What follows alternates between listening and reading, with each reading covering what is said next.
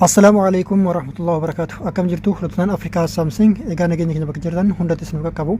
Tole egaa hordoftoonni keenya barnoota keenya karaa keessatti WhatsAppii irratti akkamitti akkasiin iccitii keessan sirriitti eeggachuu dandeettan si garsiisa jechuudha. Yeroo kana isin jedhu WhatsAppii irratti namoota garaagaraa yookiin ammoo namoota hedduun waan haasofitaniif namoota hedduu kana keessaa nama iccitii itti haasoftan yookiin ammoo namni iccitii itti haasoftan nama muraasa ta'a jechuudha.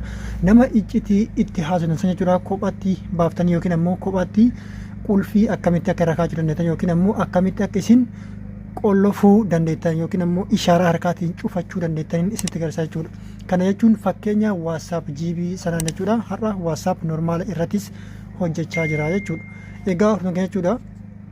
Akkuma beekamu jechuudha duraan namni martuu WhatsApp GB namoonni WhatsApp GB fayyadamtanii argatan jechuudha. Yookiin ammoo WhatsApp GB tajaajilamtanii beektan jechuudha. Dhuunfaadhaan yookiin ammoo nama tokko tokkoon nama iccitii wajjin haasoftan jechuudha. Iccitii wajjin haasoftanis ta'e kan wajjin haasanis kophaa kophaadhaan qulfii mataa mataadhaan isaan hundattuu qulfii mataa mataadhaan itti godhachuu dandeettu jechuudha. Ammoo WhatsAppii normaal irratti duraan sun hin turre garuu ammoo har'a sanis WhatsApp normaal kanarrattis hidhachuu dandeettu jechuudha. Kanaan itti agarsiisa hamma xumura viidiyoo kanaatti daawwachuudhaan nafaana tura. Kanneen jalqabaaf gara chaanal Afrikaa Samsung haala ibsan ammoo barnoonni keessa chaanal keenya subscribe godha. Viidiyoo keenya kan daawwattan yoo jaalattan like godha. Hiriyoottiin keessaniif qooda gaaffii fedha qabdan koomantii irratti naaf katabaa. Egaa hordoftoota jechuudha. WhatsAppiin kun WhatsAppii isa namni martuu Google Play irraa buufatu. Namni martuu ni fayyadama yaada. Isa kana jechuudha WhatsAppii normaala kana. WhatsAppii normaala kana al tokkoof ni galtu. Sana booda jechuudha nama qulfii irra kaawwachuu barbaadan yookiin ammoo nama iccitii wajjin haasoftan kan namni biraa akka hin argine barbaadan sana filachuudhaan al tokkoof irratti ni cuqaaftu. Sana booda erga irratti haala kanatti cuqaaftanii booda deebitanii iddoo maqaa kana jechuudha. Bakka kana jechuudha maqaa kanarratti al tokkoof deebitanii ni cuqaaftu. Sana booda jechuudha jala irraa gara oliitti haala kanatti ol harkisuudhaan asirratti jechuudha chat lock jedha jechuudha. Chat lock kanarratti al tokkoof deebitanii haala kanatti ni cuqaaftu. Erga chat lock kanarratti haala kanaaf cuqaaftanii booda mallattoo ofii jirtu jechuudha.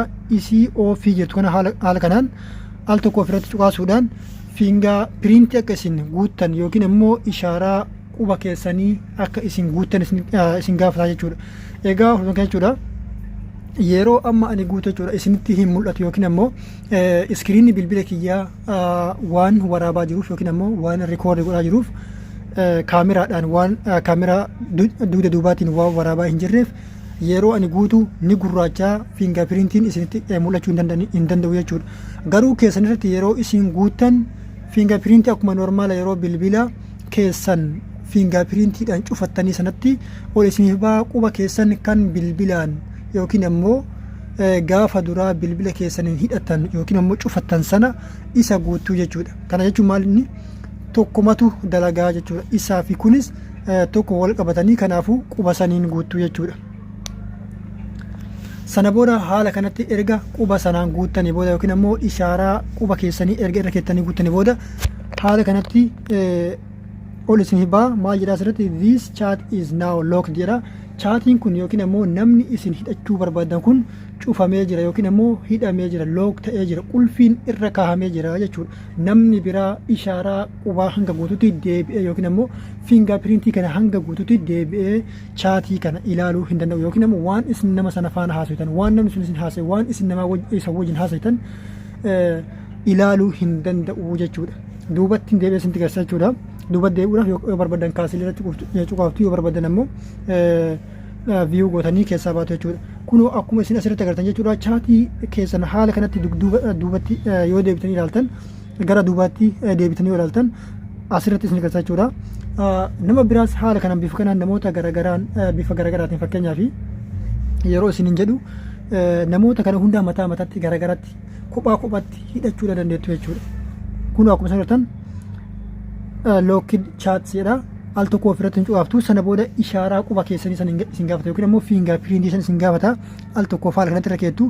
Sana booda maqaan nama sanaa haala kanatti isiniif ba'a. Al tokko ofirratti cufaaftan keessa deemtanii waan nama sanaa wajjin chaat gootan yookiin ammoo nama sanii waliif barreessitan sagalees ta'e waan hunda ilaaluu dandeenya jechuudha.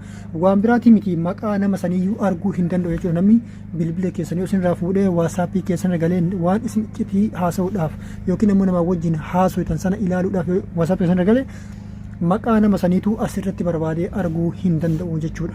Iccitii miti maqaa nama saniitu asirratti ilaalee hin arguu jechuudha. Isin qofatu gaafa quba keessan rakkeettan yookiin ammoo fiingaa piriintii hidhattan san rakkeettan seentanii ilaaluu dandeettu jechuudha. Isa biraas haaluma kanaan kan biraas dabaluu dandeettu jechuudha. Karama kanaan deebitanii kan biraas haala kanatti itti dabaltu. Haala kanatti kanas karama kanaan deebitanii itti dabaltu jechuudha. Garaagarummaan hin jiru jechuudha. Sana booda kanas haala kanaan bifuma kanaan isinii fidaa jechuudha. Ni agartanii as hidhamee jira qulfii rakkeettu ni agartu. Chaatiin nama isin iccitii waliin haasofitanii sun jechuudha. Haala kanatti qulfiin irra kaa'amee qulfii san jala isiniif galee gaafa qulfii san bantanii ilaaltan maal ta'a dubbisuu dandeettu yookiin ammoo waan nama sanaa wajjin walii barreessan haala kanatti daawwachuu dandeettu jechuudha. Ni agartu qulfii haala kanatti godhattu. Sana booda qulfii san jalatti yeroo fiingaa piriintii keessan hidhattan qulfii san jalatti